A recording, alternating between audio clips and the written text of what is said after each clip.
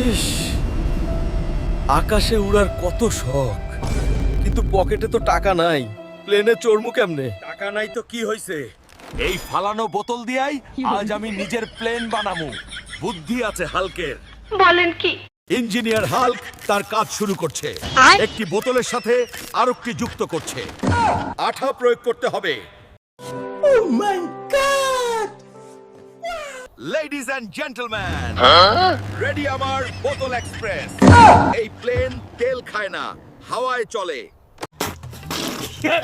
আকাশে উঠতে সবারই শখ, আজ হাল্ক উড়াল দিল বোতল প্লেনে। জনগণ, হাল্কের বিজয় দেখ। আমি হাল্ক, আমি আকাশে উঠছি নিজের হাতে বানানো প্লেনে। সেলফি তুলি একটা।